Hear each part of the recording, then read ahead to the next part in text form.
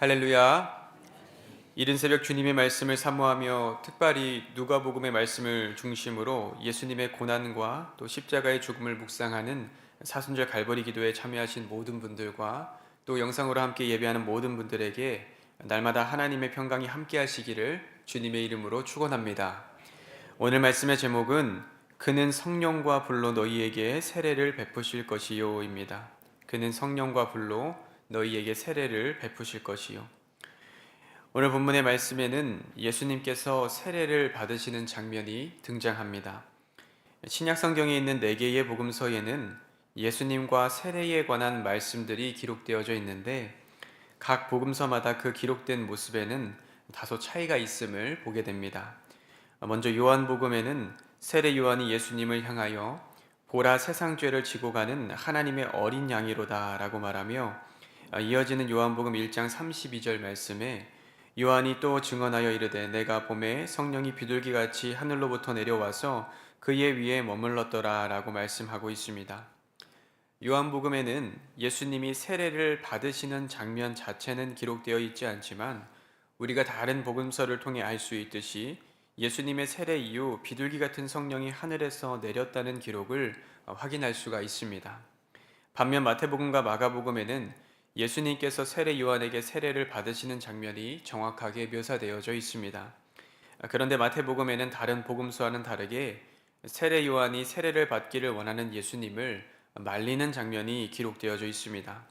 마태복음 3장 13절에서 14절 말씀에 이때에 예수께서 갈릴리로부터 요단강에 이르러 요한에게 세례를 받으려 하시니 요한이 말려 이르되 내가 당신에게서 세례를 받아야 할 터인데 당신이 내게로 오시나이까. 마태복음에서 세례 요한은 예수님이 세례를 받으시는 것을 말리며 자신이 오히려 예수님께 세례를 받아야 한다고 말씀합니다. 왜냐하면 예수님께서는 하나님의 아들이시며 죄가 없으신 분이시기에 요한이 전하던 회개의 세례가 필요하지 않았기 때문이었습니다.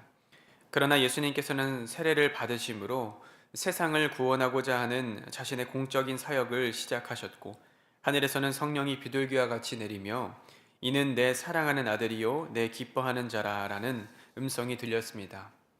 이처럼 예수님의 세례는 죄인들과 같이 자신을 낮추시며 인류를 구원하시기 위해 하나님과 연합하고 구약의 정결 예식을 상징하는 요한의 세례를 통해 율법을 완성하는 복음의 신비를 나타내시는 행동이었습니다. 그러기에 우리 역시 세례를 받는다는 것은 우리를 구원하신 예수님을 마음으로 영접하고 이전과는 다른 새로운 삶을 살기로 결단하는 하나님과의 연합의 길로 나아가게 되는 것입니다. 그런데 오늘 본문인 누가복음의 저자인 누가는 예수님의 세례 장면을 설명하기에 앞서서 예수님께 세례를 베푼 인물인 세례 요한에 대해서 긴 분량을 할애하여 설명하고 있는 것을 보게 됩니다. 본문의 말씀의 첫 부분에는 당시 로마를 통치하던 통치자들의 이름 7을 열거하고 이어서 요한이 세례를 베풀며 사람들에게 했던 설교의 메시지가 기록되어져 있습니다. 오늘 본문의 저자인 누가는 왜 예수님의 세례의 이야기에 앞서 세례 요한의 세례에 대해서 긴 분량을 할애하며 기록하고 있을까요? 그것은 바로 세례 요한이 예수님의 길을 예비한 사람이기 때문입니다. 오늘 보면 누가복음 3장 16절 말씀에 나는 물로 너희에게 세례를 베풀거니와 나보다 능력이 많으신 이가 오시나니 나는 그의 신발끈을 풀기도 감당하지 못하겠노라. 그는 성령과 불로 너희에게 세례를 베푸실 것이요. 세례 요한은 예수님께서 자신보다 능력이 많으시며 자신은 예수님의 신발끈을 푸는 것조차도 감당하지 못한다고 말하고 자신은 물로 세례를 베풀지만 예수님께서는 성령과 불로 세례를 베푸실 것이라고 말씀합니다. 그렇다면 오늘 이 말씀을 보는 우리는 세례 요한의 메시지와 또 예수님의 세례의 기록을 통해서 어떤 영적인 교훈을 얻을 수가 있을까요? 말씀을 함께 나누며 함께 기도할 기도의 제목을 삼고자 합니다. 첫째로 참된 믿음을 가져야 합니다. 참된 믿음을 가져야 합니다. 오늘 본문 누가복음 3장 2절에서 4절의 말씀을 살펴보면 세례 요한에 대해 다음과 같이 말씀하고 있는 것을 확인할 수 있습니다. 하나님의 말씀이 빈 들에서 사가랴의 아들 요한에게 임한지라.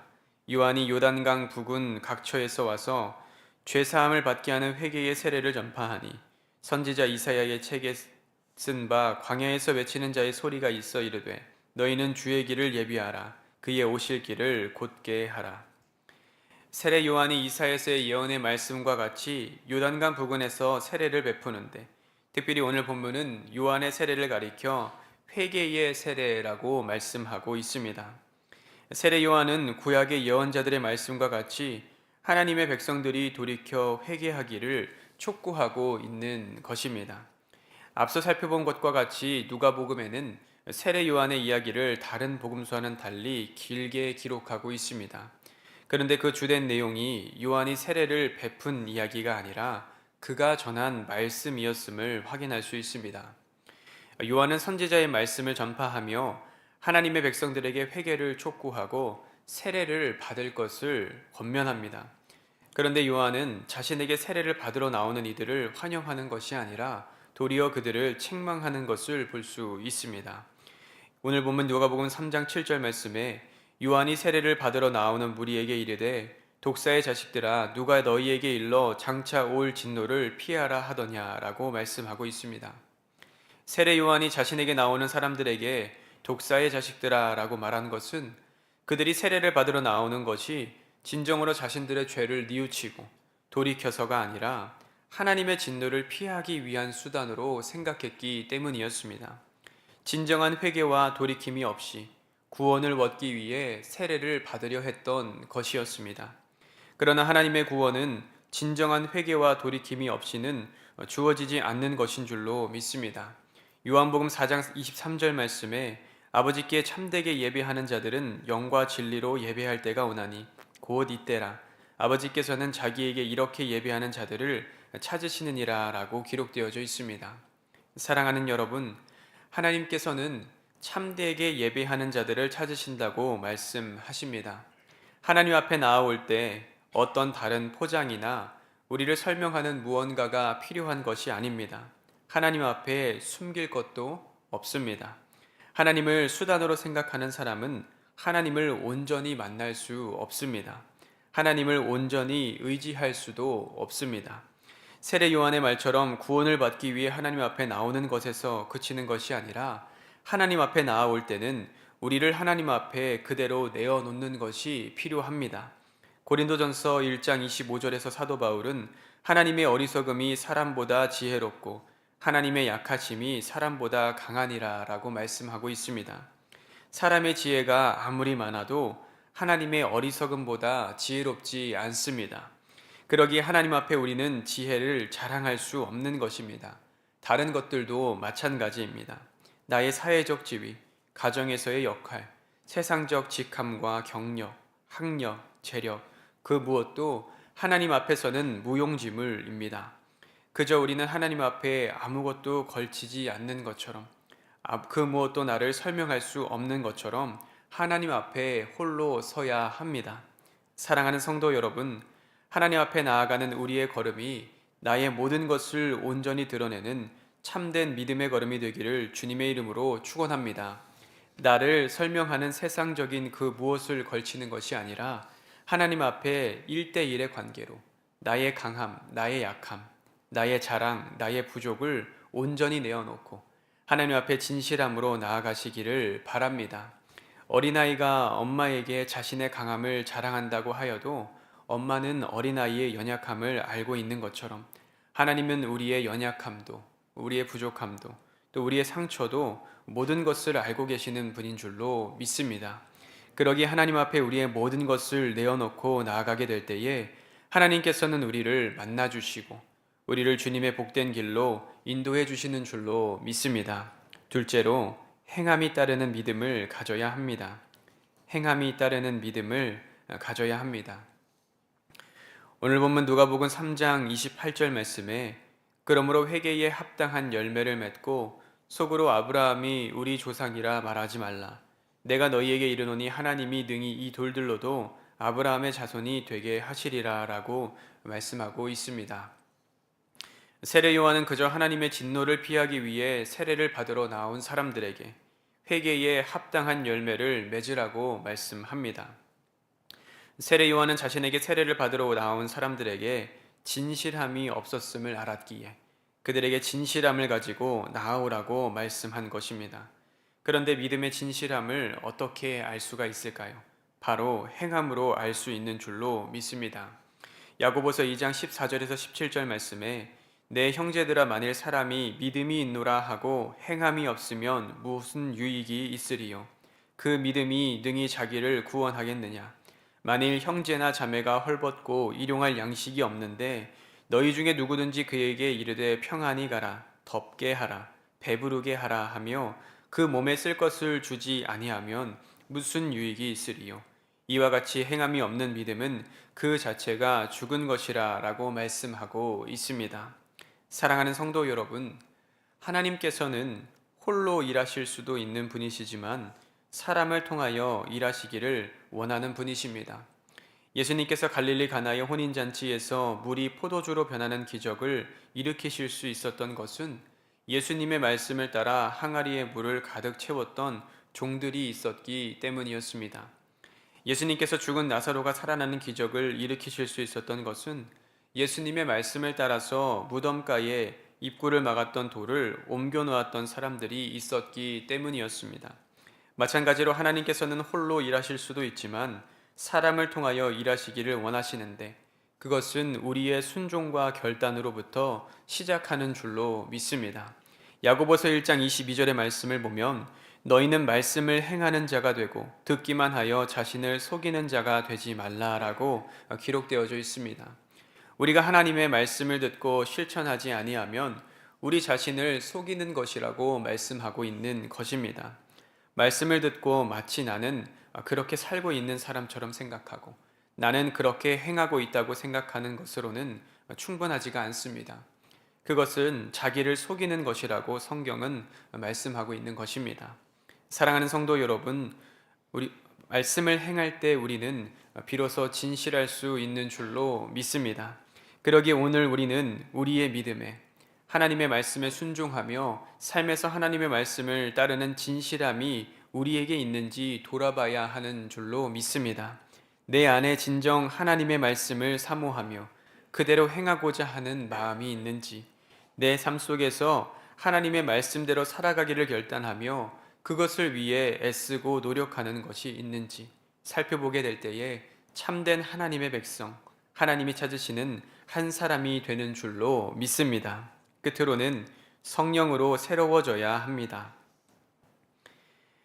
회개에 합당한 열매를 맺으라고 말한 세례 요한은 우리가 무엇을 해야 하냐는 무리의 질문에 오늘 본문 11절 이하의 말씀에서 옷 2벌 있는 자는 옷 없는 자에게 나눠주고 먹을 것이 있는 자도 그렇게 하라라고 말하며 세례에게는 부과된 것 외에는 거두지 말고 또 군인들에게는 사람들에게 강탈하지 말고 거짓으로 고발하지 말며 급료를 족한 줄로 알라고 말하였습니다.